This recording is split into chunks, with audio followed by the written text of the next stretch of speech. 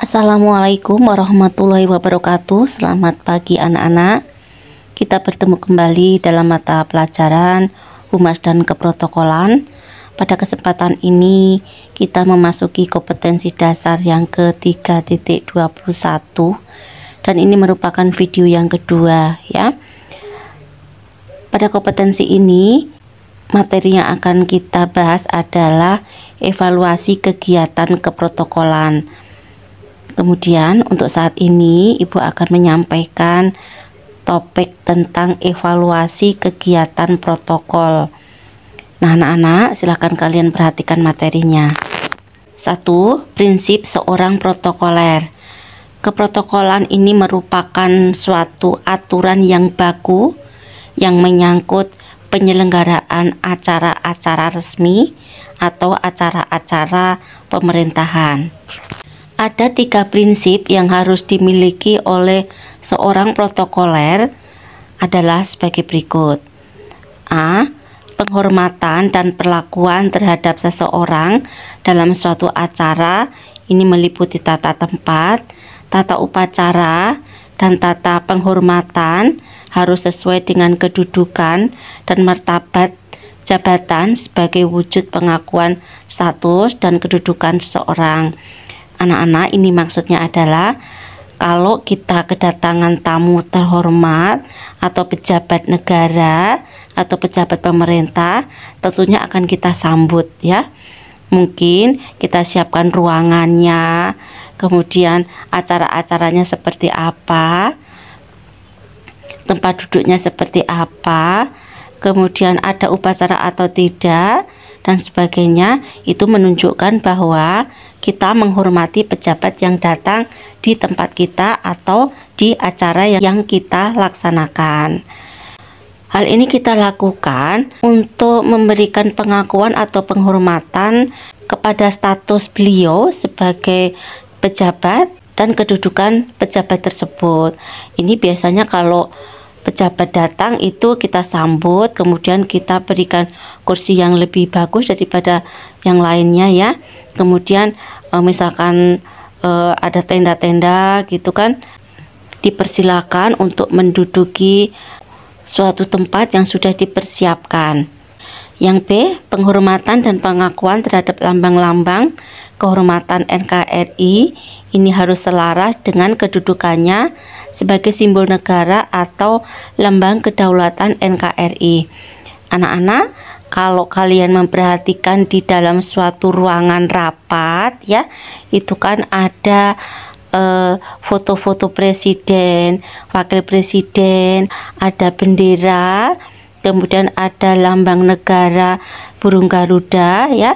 Itu adalah simbol-simbol negara yang akan kita sajikan dalam suatu tempat di mana kita akan melaksanakan kegiatan tersebut. Nah, itu menunjukkan bahwa kita menghormati lambang-lambang negara kita. Sedangkan yang C, penghormatan dan perlakuan terhadap seseorang dalam keadaan tertentu, diantaranya pemberian perlindungan serta jaminan ketertiban dan keamanan harus disesuaikan dengan kedudukan dan jabatan pihak yang bersangkutan dalam tingkat kenegaraan dan pemerintah. Anak-anak masih ingat, setiap pejabat negara itu biasanya ada pengawal ya. Kalau presiden ini dikawal oleh pasukan pengamanan presiden. Kalau untuk wakil presiden juga ada pasukan pengamanan untuk wakil presiden. Ini harus selalu siap siaga ketika presiden atau wakil presiden itu akan melakukan kegiatan. Tidak boleh lengah sedikit pun, dan ini nyawa taruhannya ya.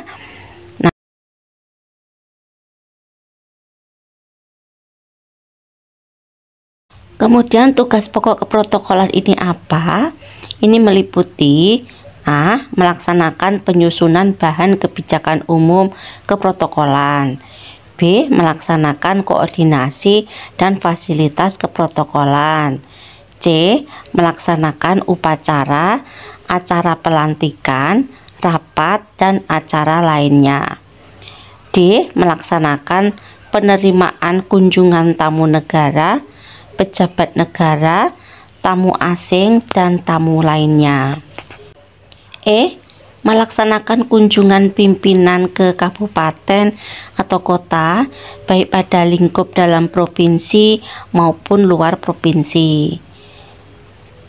Melaksanakan acara jamuan resmi bagi pimpinan. Melaksanakan pelayanan kedinasan protokoler dan perjalanan dinas bagi kepala daerah atau kepala instansi. Mengatur penjagaan keamanan di lingkungan kantor, lokasi kegiatan, dan tempat tinggal sementara bagi para tamu kegiatan. Menyiapkan bahan pembinaan dan petunjuk teknis dalam bidang hubungan kemasyarakatan. Menyiapkan tata usaha pimpinan, fasilitas pelayanan tamu pemerintah daerah, dan pengaturan protokoler pimpinan.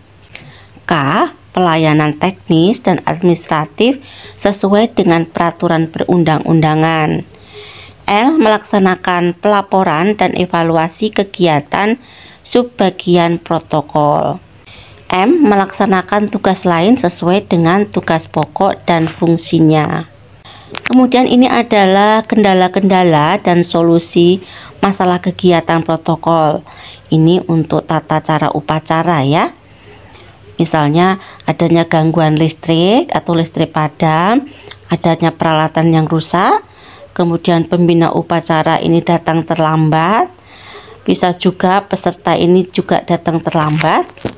Ada juga suara petugas upacara yang kurang jelas, kemudian bendera yang digunakan dalam upacara ini bisa terlalu kecil atau terlalu besar sehingga tidak sesuai dengan yang direncanakan.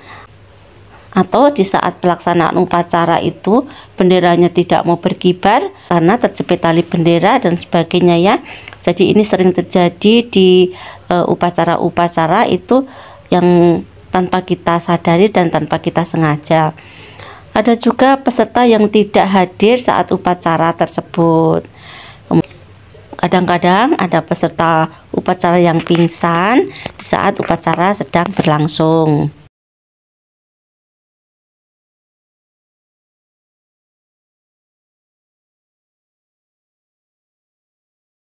Selain itu, peserta upacara kadang-kadang mengobrol sendiri saat upacara berlangsung karena dianggap bahwa upacara itu sering dilakukan dan dianggap acara rutin, sehingga hal ini akan mengurangi penghargaan peserta upacara kepada upacara itu.